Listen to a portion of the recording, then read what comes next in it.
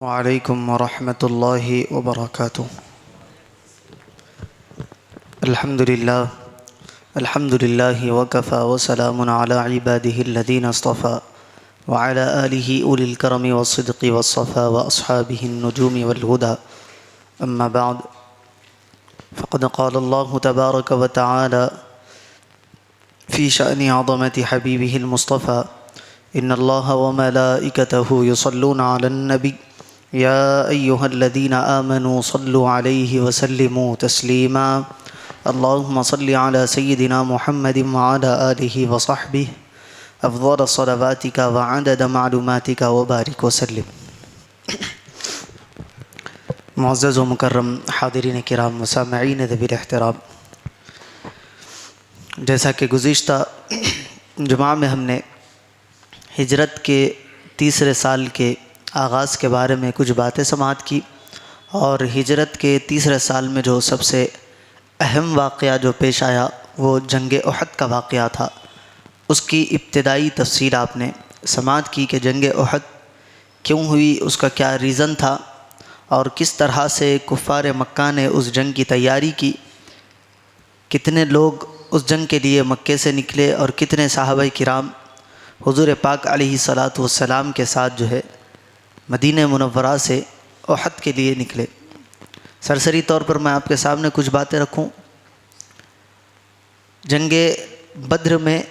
جو کفار مکہ مارے گئے تھے ان کا بدلہ لینے کے لیے یہ احد کی تیاری ہوئی تھی، اور جس قافلوں کو روکنے کے لیے رسول کریم صلی اللہ علیہ وسلم گئے تھے بدر کے میدان میں، وہ قافلے سے جتنا مال ان کو منافع ہوا تھا انہوں نے سارا وہ مال جنگ احد میں لگا دیا، اور 3000 کا لشکر کفار مکہ کا مدینہ منورہ پر حملہ کرنے کے لیے نکلا تھا، اور ادھر سے 1000 صحابہ کرام حضور پاک علیہ الصلاۃ والسلام کے ساتھ احد کے میدان کے لیے نکلے۔ اور جب میدان احد میں پہنچے تو عبداللہ ابن ابی نے منافقت کا اظہار کیا، اسی لیے اس کو رئیس المنافقین، منافقوں کا سردار اس کو کہتے ہیں، جس کا نام عبداللہ ابن ابی تھا۔ اس نے کیا کیا کہ موقع دیکھ کر اس نے کہا کہ میری بات کو مانا نہیں گیا ہے۔ اس کا مشورہ یہ تھا کہ مدینہ منورہ میں رہ کر لڑا جائے تاکہ ڈیفنس آسان ہو جائے، لیکن نوجوان صحابہ کرام کی یہ خواہش تھی کہ مدینہ سے باہر نکل کر میدان میں لڑے۔ حضور پاک علیہ الصلاۃ والسلام نے ان کی اصرار کو قبول کیا اور میدان میں جنگ کے لیے لڑے۔ تو اس نے منافقت دکھاتے ہوئے عین میدان جنگ سے اس نے کہا کہ میں واپس جا رہا ہوں، اور اپنے ساتھ اس نے جتنے اس کے ساتھ منافقین کی ایک ٹولی تھی وہ ایک کے بعد ایک میدان چھوڑ کر جانے لگے۔ روایت میں آتا ہے کہ نکلے تھے 1000 صحابہ کرام اور 700 میدان میں باقی رہ گئے، 300 سے زیادہ لوگ جو ہے پلٹ گئے، 300 منافقین پلٹ گئے۔ اس کے بعد بھی کچھ انصار کے جو اوس اور خزرج کے قبیلوں میں سے کچھ قبیلے تھے وہ بھی جانے لگے تھے، لیکن اللہ تبارک و تعالیٰ نے ان کو ہمت عطا فرمائی۔ اللہ تبارک و تعالیٰ نے ان کے دل میں رسول پاک علیہ الصلاۃ والسلام کی محبت کو اور بڑھایا، اور وہ حبیب پاک علیہ الصلاۃ والسلام کے ساتھ اس جنگ میں ٹھہرے رہے، اور شانہ بشانہ صحابہ کرام کے ساتھ وہ لوگ جنگ میں شامل ہوئے۔ یہ تو آئندہ جو پچھلے درس میں ہم نے باتیں سماعت کی تھی، اور یہاں تک ہو گیا تھا کہ رسول پاک علیہ الصلاۃ والسلام نے میدان کے راستے میں جاتے وقت کچھ بچوں کو واپس کر دیا تھا، لیکن کچھ بچوں کا جوش و جذبہ ایسا تھا کہ اس کو دیکھ کر رسول کریم صلی اللہ علیہ وسلم نے ان کو اپنے ساتھ لے کر میدان میں آپ گئے۔ اب اس کے بعد رسول پاک علیہ الصلاۃ والسلام جب میدان میں پہنچے تو آپ نے پہلے تو آپ نے جگہ کا انتخاب کیا، ایسی جگہ کا انتخاب کیا جو جنگ کے لیے موزوں ہو۔ آج جہاں حضرت سیدنا امیر حمزہ رضی اللہ تعالی عنہ کا مزار مبارک ہے وہ احد پہاڑ کے دامن میں ہے، میدان میں ہے۔ تو حضور پاک علیہ الصلاۃ والسلام یعنی احد پہاڑ اس طرف ہے، حضرت امیر حمزہ کا مزار یہاں ہے، تو مدینہ منورہ اس جانب ہے۔ حضور پاک علیہ الصلاۃ والسلام آئے تھے احد کی طرف، ہونا تو یہ چاہیے تھا کہ اس طرف سے آپ لڑتے، لیکن رسول پاک علیہ الصلاۃ والسلام نے دیکھا کہ کفار مکہ اس طرف اپنا قبضہ جما چکے ہیں، تو رسول پاک نے پوچھا کہ کون ہے جو ہم کو ایک دوسرے راستے سے لے کر احد کے میدان میں لے کر جائے، احد کے دامن میں لے کر جائے۔ تو ایک صحابی رسول اٹھے اور انہوں نے کہا کہ یا رسول اللہ، میں شارٹ کٹ جو راستہ ہوتا ہے وہ جانتا ہوں، اس راستے سے کھیت کے ذریعے سے انہوں نے احد کے میدان میں دامن میں اور رسول پاک علیہ الصلاۃ والسلام کو پہنچا دیا۔ اب رسول پاک علیہ الصلاۃ والسلام کے پیٹھ کی جانب احد پہاڑ ہے اور سامنے کی جانب کفار مکہ ہے۔ یہ ایک جنگی اسٹریٹجی جس کو کہتے ہیں وہ رسول پاک علیہ الصلاۃ والسلام نے اختیار کی کہ کیا کوئی بھی ماحول ہو جائے کوئی بھاگ نہ سکے۔ کفار مکہ بھی بھاگیں گے تو جائیں گے مدینے کی طرف ہی، ہم ان کو پلٹ کر وار کر سکتے ہیں، اور صحابہ کرام کا بھی اگر ہمت اور جذبہ ٹوٹنے لگے تو وہ بھی آگے نہیں جا سکتے، پیچھے جائیں گے، پہاڑ ہے، آگے جائیں گے، کفار کا لشکر ہے۔ تو یہ رسول پاک علیہ الصلاۃ والسلام نے ایک تدبیر اختیار کی جنگ کے موقع پر، اور یہ تدبیر کارآمد بھی ہوئی۔ حضور پاک علیہ الصلاۃ والسلام نے جو سامنے ایک پہاڑ کے دامن میں ایک چھوٹا سا پہاڑ ہے جس کو جبل رمات کہا جاتا ہے، عام طور پہ لوگ اس کو جبل احد سمجھ کر اس پر چڑھتے ہیں، بیٹھتے ہیں، اس پر جا کر عبادت کرنے کی کوشش کرتے ہیں، حالانکہ وہ جبل رمات ہے، جبل احد کا اس سے کوئی تعلق۔ جبل احد جو سب سے بلند پہاڑ سامنے دکھتا ہے، یعنی حضرت سیدنا امیر حمزہ رضی اللہ تعالیٰ عنہ کے سرہانے کی طرف جو پہاڑ ہے وہ اصل جبل احد ہے، اور کئی کلومیٹر تک طویل وہ پہاڑ ہے۔ وہ جبل رمات کا جبل احد سے کوئی لینا دینا نہیں ہے۔ یہ ایک تاریخی بات آ گئی تھی آپ کے سامنے، میں نے رکھ دی۔ تو جبل رمات پر رسول کریم علیہ الصلاۃ والسلام نے حضرت عبداللہ ابن زبیر رضی اللہ عنہ کو غالباً سردار بنا کر 50 صحابہ کرام کا ایک لشکر ان کو دے کر کہا کہ تم اس پہاڑ پر ڈٹے رہنا، چاہے نیچے کوئی بھی ماحول ہو جائے، چاہے ہم جنگ جیت جائے یا ہار جائے، چاہے کفار ہماری ناشوں کے ٹکڑے ٹکڑے کر دے، لیکن یہ پہاڑ کا دامن، وہ پہاڑ پر سے تم نہیں اترنا۔ کیوں نہیں اترنا؟ کیونکہ پہاڑ کے اس جانب جو ہے کفار مکہ کا لشکر تھا، تاکہ اگر پہاڑ کے قریب سے یا کوئی اور دوسرے راستے سے کفار آئے تو تم ہمیں اس کی خبر دیتے رہنا۔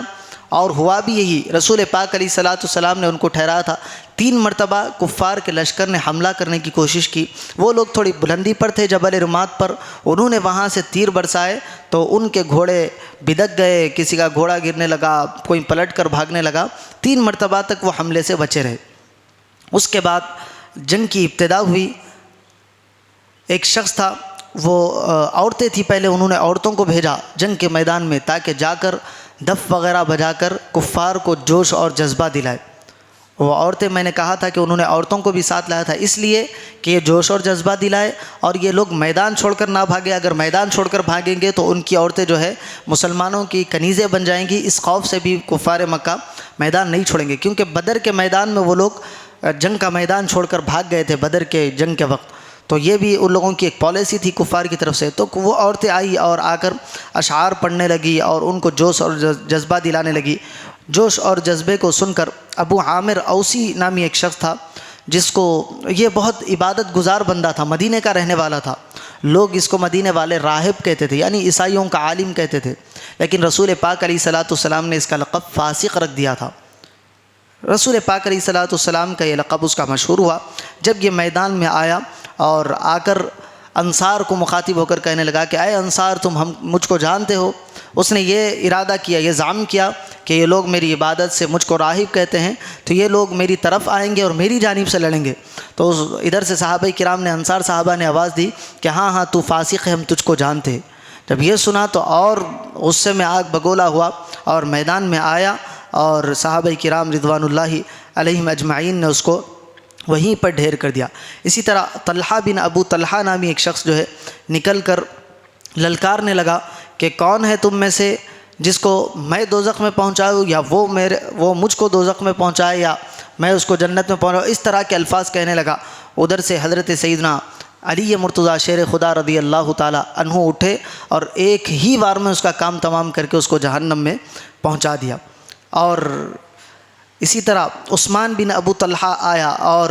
اشعار پڑھ کر مسلمانوں کو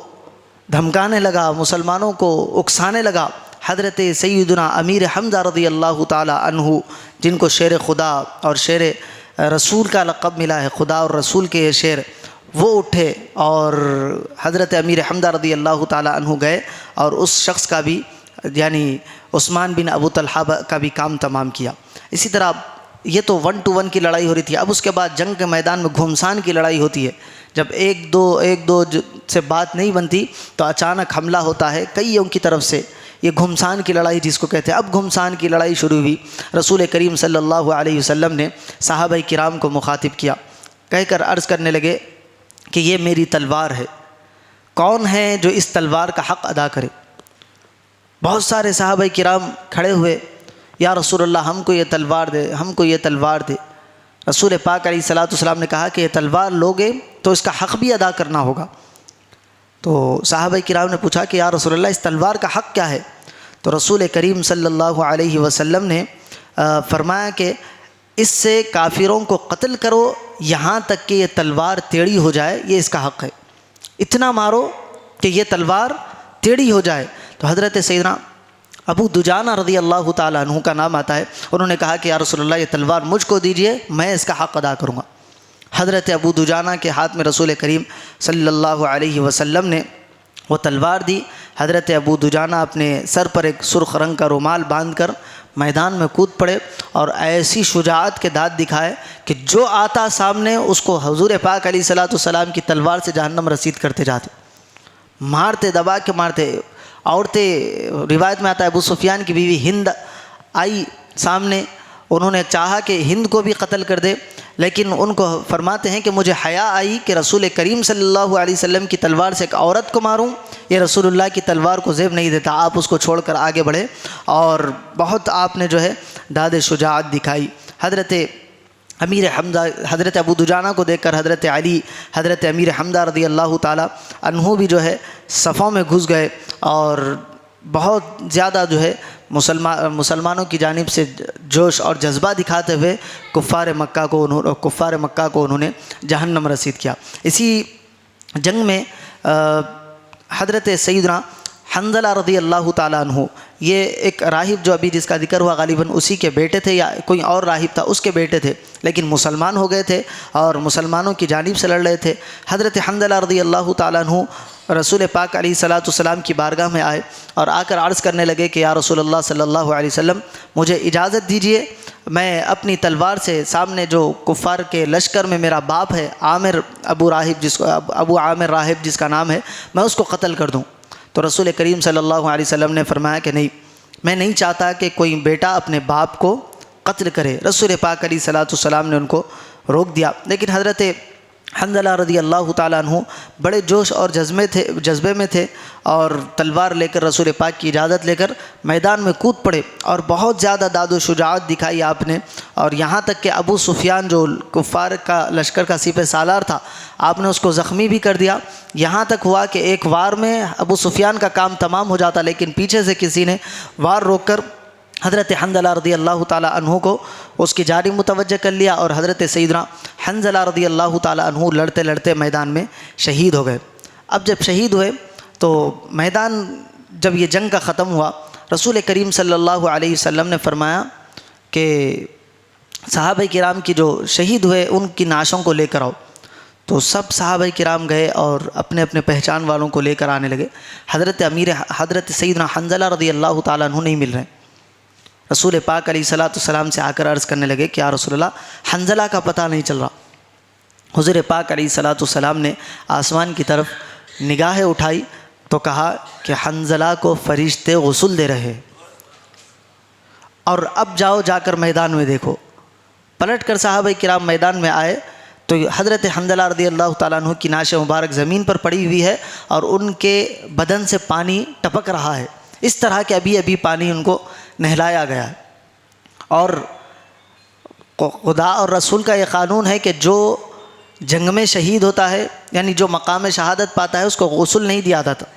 کفن بھی نہیں دیا جاتا، ویسی ہی حالت میں اس کو دفن کر دیا جاتا ہے۔ لیکن وجہ کیا تھی کہ حضرت حنظلہ رضی اللہ تعالیٰ عنہ کو غسل دیا گیا، اور وہ بھی فرشتوں کی جانب سے دیا گیا؟ تو معلوم کرنے پر یہ پتہ چلا کہ جس وقت رسول کریم صلی اللہ علیہ وسلم نے جنگ کے لیے آواز بلند کی کہ چلو میدان میں نکلنا ہے، اس سے ایک دن قبل غالباً حضرت سیدنا حنظلہ رضی اللہ تعالیٰ عنہ کی شادی ہوئی تھی، یا شادی نہیں بھی ہوئی تھی تو انہوں نے اس رات میں اپنی بیوی سے ملاقات کی تھی، حالت جنابت میں تھے، غسل ان پر فرض تھا۔ انہوں نے اتنی تاخیر بھی مناسب نہ سمجھی کہ رسول اللہ کا حکم ہو جائے اور میں اتنی تاخیر کروں کہ پانی نہا کر جاؤں اور یہ رسول اللہ کی بے ادبی ہو جائے، رسول اللہ کے حکم کی خلاف ورزی ہو۔ ویسی ہی حالت میں بستر سے اٹھے، تلوار اٹھائی اور میدان میں چل پڑے، اور چلے گئے میدان میں تو میدان جنگ میں بھی اتر گئے اور داد شجاعت دکھاتے ہوئے شہید بھی ہو گئے۔ تو یہ وجہ بنی کہ اللہ تبارک و تعالیٰ ان سے اتنا راضی ہوا کہ اللہ تبارک و تعالیٰ نے اس حالت جنابت کو فرشتوں کے ذریعے غسل دے کر صاف کر دیا۔ اسی لیے حضرت سیدنا حنظلہ رضی اللہ تعالیٰ عنہ کا جہاں نام آتا ہے تو آپ کو غسیل الملائکہ کہا جاتا ہے، کہ جن کو فرشتوں نے غسل دیا وہ حضرت سیدنا حنظلہ رضی اللہ تعالیٰ عنہ تھے۔ اسی میدان میں جو سب سے بڑی شخصیت تھی جو شہید ہوئی وہ حضرت سیدنا امیر حمزہ رضی اللہ تعالیٰ عنہ، یہ حضور کریم صلی اللہ علیہ وسلم کے چچا تھے اور بہت حضور ان سے محبت بھی کیا کرتے تھے۔ حضرت سیدنا امیر حمزہ رضی اللہ تعالیٰ عنہ میدان بدر میں بہت ٹف ٹائم کفار کو دیا تھا اور بڑے کافروں کو انہوں نے مارا تھا۔ تو ادھر سے کافروں کے لوگوں نے پوری پلاننگ کی تھی۔ وحشی نامی ایک شخص تھا جو دور سے نیزہ پھینکنے میں ماہر تھا، وحشی کو بہت زیادہ پیسوں کی لالچ دی گئی، اور ایک شخص جس کا یہ غلام تھا، اس کے بھی کوئی رشتہ دار اس جنگ بدر میں شہید ہوئے تھے، اس نے کہا کہ اگر تو امیر حمزہ کو شہید کر دے تو میں تجھ کو یوں ہی آزاد کر دوں گا۔ اور یہ ابو سفیان کی بیوی ہندہ، اس نے بھی، کیونکہ اس کے باپ بھائی وغیرہ اس جنگ میں شہید ہوئے تھے، تو اس نے بھی آفر دیا تھا کہ میں تجھ کو بہت زیادہ مال و دولت دوں گی اگر تو سیدنا امیر حمزہ کو شہید کر دے گا۔ تو یہ میدان جنگ میں تو آیا، لیکن یہ میدان میں نہیں اترا، ایک پہاڑ، چھوٹے سے پہاڑ کے پیچھے بیٹھ کر انتظار کرنے لگا۔ اپنے ہاتھ میں نیزہ لیا ہوا تھا اور اس نیزے کو اس نے زہر میں بجھا کر، یعنی اچھے سے تیار کر کے لایا تھا تاکہ جس کو بھی مارے اس کا کام تمام ہو جائے۔ تو حضرت سیدنا امیر حمزہ پر یہ نگاہیں ٹک ٹکی باندھ کر حضرت امیر حمزہ کو فالو کر رہا تھا کہ کب موقع ملے حضرت امیر حمزہ رضی اللہ تعالیٰ عنہ پر یہ وار کرے۔ بالآخر وہ موقع آیا، حضرت امیر حمزہ رضی اللہ تعالیٰ عنہ پر اس نے وار کیا۔ حضرت امیر حمزہ رضی اللہ تعالیٰ عنہ کے ناف میں جا کر وہ نیزہ لگا اور ناف سے جاتے ہوئے پشت کو پار کر کے پیٹھ سے وہ نیزہ نکل گیا اور اپنا زہر چھوڑتے ہوئے حضرت امیر حمزہ رضی اللہ تعالیٰ عنہ کے جسم میں وہ سرایت کر گیا، اور حضرت امیر حمزہ رضی اللہ تعالیٰ عنہ وہ زخموں سے تاب نہ لا سکے، آپ شہید ہو گئے۔ اور حضرت سیدنا امیر حمزہ رضی اللہ تعالیٰ عنہ کی شہادت اور دیگر کفار مکہ نے دیگر شہداء کرام کے ساتھ احد کے میدان میں اتنی دردناک اذیتیں ان کو دی، شہید ہونے کے بعد بھی روایت میں آتا ہے کہ کسی کے آنکھ پھوڑ دی گئی شہید ہونے کے بعد۔ پہلے تو وہ شہید ہو گئے، ان کی روح پرواز ہو گئی، اس کے بعد یہ لوگ میدان میں جب آئے تو کسی کا کان کاٹ دیا گیا، کسی کی ناک کاٹ دی گئی، کسی کی آنکھ پھوڑ دی گئی، کسی کا زبان نکال لی گئی، طرح طرح کی اذیتیں انہوں نے صحابہ کرام کی نعشوں کو دی۔ حضرت سیدنا امیر حمزہ رضی اللہ تعالیٰ عنہ کے بارے میں بھی آتا ہے کہ آپ کی ناک کاٹ دی گئی، آپ کے کانوں کو بھی کاٹا گیا، آپ کی آنکھیں ہی پھوڑ دی گئی، یہاں تک کہ آپ کے جسم مبارکہ کو پھاڑ کر اندر کے جو اعضاء ہوتے ہیں وہ بھی نکال لیے گئے۔ یہ ان کی دشمنی تھی، کیونکہ یہ لوگ بدر میں جو ان کو ذلت آمیز رسوائی ہوئی تھی، یہ اس کے جو جوش اور جذبہ تھا انتقام کا، اس میں یہ لوگ بھرے ہوئے تھے اور انہوں نے یہ تماشا کیا۔ یہ ریزن جنگ کیوں ہارے اور کیا وجہ جنگ ہارنے کی بنی؟ میدان احد میں صحابہ کرام رضوان اللہ علیہم اجمعین ایک ایسے مقام تک آ گئے تھے کہ یہ لوگ جنگ جیتنے والے تھے، صرف ایک چھوٹی سی غلطی، وہ کیا تھی؟ اللہ کے رسول علیہ السلام کے حکم کی خلاف ورزی انہوں نے کی۔ ابھی آپ نے دو باتیں سنی، ایک یہ سنا کہ رسول کریم صلی اللہ علیہ وسلم نے صحابہ کرام کو مشورہ دیا تھا کہ پہاڑ کا درہ جو جبل رمات ہے اس پہ سے نہیں اترنا، وہ ایک غلطی ہوئی، صحابہ کرام وہ پہاڑ چھوڑے اور اس کا خامیازہ یہ ہوا کہ کفار مکہ حاوی ہوئے اور مسلمانوں کو ایک شکست ہوئی۔ اور دوسری بات آپ نے سنی کہ حضرت حنظلہ رضی اللہ تعالیٰ عنہ جب رسول کریم صلی اللہ علیہ وسلم کا حکم آ گیا تو انہوں نے اس بات کی تاخیر بھی نہیں سوچی کہ میں پانی نہا کر جاؤں اور رسول کریم صلی اللہ علیہ وسلم کی حکم عدولی ہو اتنی دیر میں۔ تو آج کے درس سے ہم کو یہ پتہ چلا کہ جہاں اللہ کا اور اللہ کے رسول صلی اللہ علیہ وسلم کا حکم آ جائے وہاں پر تاخیر نہیں ہونی چاہیے، وہاں پر چو اور چرا نہیں ہونی چاہیے، وہاں اپنی مرضی نہیں چلانی چاہیے، بلکہ اپنے آپ کو وہاں چھوڑ دینا، ان کے قدموں میں ڈال دینا، اپنی گردن کو جھکا لینا، یہی اسلام ہے اور یہی رسول کریم صلی اللہ علیہ وسلم سے سچی محبت ہے۔ ایک محبت کا دعویٰ الگ چیز ہے، محبت کے دعوے کو پورا کرنا یہی ہے کہ جہاں ان کا حکم آ جائے ان کے حکم کے خلاف کوئی ہماری بات نہ چلے۔ رسول اللہ تعالیٰ نے حکم دیا نماز پڑھو، نمازوں کو چھوڑتے ہیں، یہ اللہ کے حکم کی نافرمانی ہے۔ اور ہم کہیں کہ ہم مسلمان ہیں، مسلمان اسلام جس کو کہتے ہیں، آپ اٹھا کر ڈکشنری پڑھیں، اسلام کے معنی اپنی گردن کو جھکا لینا، اللہ کے سامنے اپنے آپ کو ڈال دینا، یہی معنی اسلام کے۔ تو ہم بطور مسلمان ہیں تو اللہ کے احکامات ہم پر لاگو ہوتے ہیں، ان کو ادا کرنا ہمارے لیے ضروری ہے۔ اب وہ احکامات کو چھوڑیں گے پھر اپنے آپ کو مسلمان کہے، نام کے مسلمان تو ہم ہو سکتے ہیں، کام کے مسلمان ہیں۔ ہاں ایمان دل میں ہے، نجات ہوگی، جنت میں جائیں گے، وہ سارے یہ جو دنیا میں جتنی کرتوتیں کر رہے ہیں وہ کرنے کا جو خامیازہ جہنم میں بھگتیں گے، اس کے بعد جنت میں جائیں گے۔ لیکن ایمان شرط ہے۔ ایمان کب ملے گا؟ اللہ اور اس کے رسول کی محبت دل میں ہوگی، تب ایمان آپ کا کامل ہوگا، اور مرتے وقت یہ ایمان ساتھ میں جائے گا۔ اگر دنیا میں نافرمانی کریں گے، اللہ اور اس کے رسول کے احکام کو پامال کریں گے، مرتے وقت ایمان نصیب ہوگا بھی یا نہیں، کسی کی گارنٹی نہیں ہے۔ تو کوشش کرنی چاہیے کہ جتنا ہو سکے اللہ اور اس کے رسول کے احکام کی ہم پابندی کریں، ان احکامات کی خلاف ورزی سے اپنے آپ کو بچائے رکھے۔ اللہ تبارک و تعالیٰ کی بارگاہ میں دعا ہے کہنے اور سننے سے زیادہ عمل صالحہ کی توفیق عطا فرمائے، رسول کریم صلی اللہ علیہ وسلم کی سچی پکی محبت عطا فرمائے، رسول کریم علیہ الصلاۃ والسلام کے اسوہ حسنہ پر عمل کرنے کی توفیق عطا فرمائے۔ وما علینا الا البلاغ۔ والسلام علیکم ورحمۃ اللہ وبرکاتہ۔